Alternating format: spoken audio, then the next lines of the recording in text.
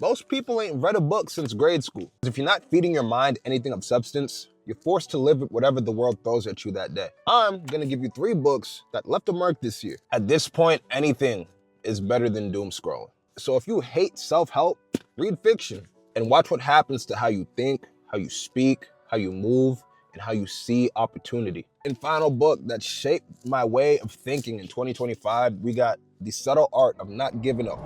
What to do, YouTube? It's your boy Tay X Millie back again with another video. If you guys are new to the channel, please be sure to follow me on all platforms at Tay X Millie. Today we got a great one. Today we're gonna be talking about why reading is the standard. Got a couple books here with me today, right? This motherfucker getting returned though. I didn't give it a chance, but I saw the reviews. They're so-so. And I feel like my money could be better put towards something more beneficial than the let them theory, you know? I'm actually on my way to go replace it.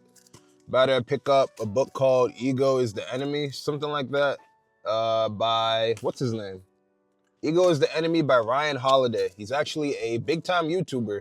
He owns a bookstore and he wrote a book that I feel like is aligned with me and I look forward to reading it. I'm gonna go pick it up after this video.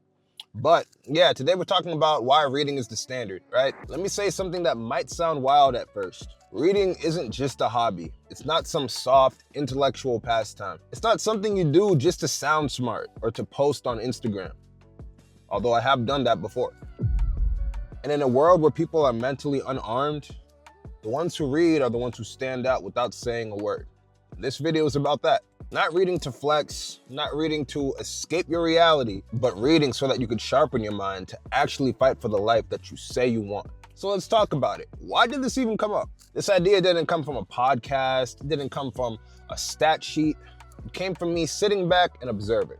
Most people ain't read a book since grade school. And if you sit with that for a second, it explains a lot. It explains why so many people feel stuck, why they're overwhelmed with decisions, why life feels reactive instead of intentional. Because if you're not feeding your mind anything of substance, you're forced to live with whatever the world throws at you that day. Opinions, headlines, emotions, other people's noise. Reading gives you something most people don't have anymore: context. When you have context, you don't panic as easily, you don't fold as quickly, and you don't move off impulse alone. That's not intelligence, that's preparation.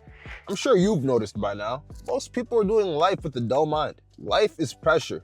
You got decisions, temptations, distractions, fears, self-doubt, and most people are going into that with no framework, no philosophy, no internal dialogue besides emotion. They react to life instead of thinking through it. Reading slows you down enough to think, and that alone puts you ahead. Now, quick humility check, because I don't want to pretend, right? Let me be clear. I'm not gonna sit here and act like I finished every book front to back, clean with no skips. Some books I get halfway through, some I pause, some I come back to later. Like this book, for example, Subtle Art of Not Giving a Fuck. I read a portion, a substantial amount. I just put it down and went to another book. But I will come back to it. It was a great read. Nothing was wrong with it. I guess I just didn't give much of a fuck. But here's the difference. I engage with ideas. I don't just scroll past them. The standard isn't about perfection. The standard is consistent exposure to better thinking. This is where most people trip themselves up because you want to optimize before you standardize. You start asking, how many books should I read a year? What's the best speed? How do I retain everything? If we're being honest, you don't need optimization yet. You just need consistency. That's why the move is simple. Start with 5 pages a day. And if your attention span is cooked to the point that that even feels heavy, just start with 1 page. 1 page a day beats 0 pages forever. They after me, yo. Because 1 page a day beats 0 pages forever. The standard isn't reading fast. The standard is showing up.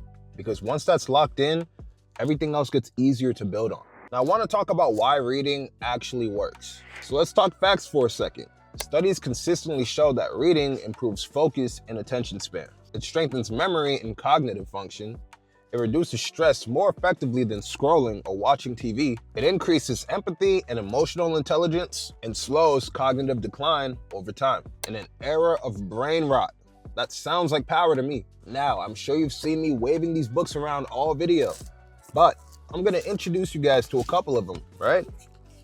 I'm not gonna throw a massive reading list at you. That would be overwhelming and fake helpful. I'm gonna give you 3 books that left a mark this year, starting with number 1, Atomic Habits by James Clear. This book taught me one simple but dangerous idea. You don't rise to the level of your goals, you fall to the level of your systems. Small habits compound.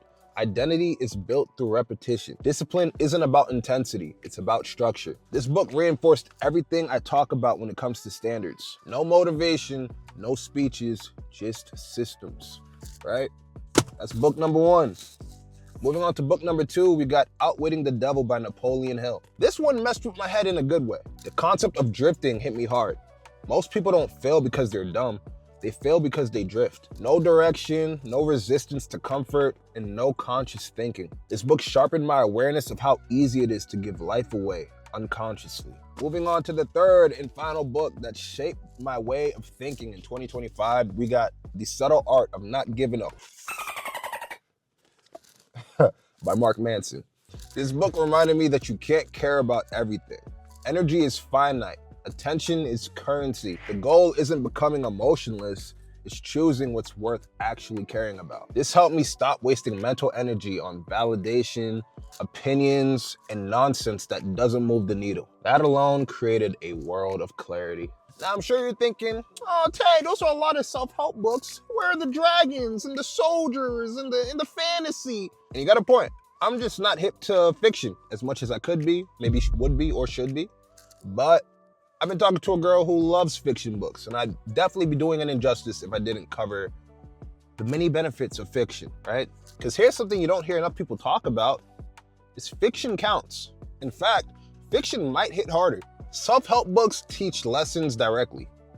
Fiction teaches lessons experientially. A self-help book might explain discipline. A fiction book shows you a character who's broken, oppressed, doubted, overwhelmed, and forced to dig deep, endure, adapt, persist. And that lesson sticks differently.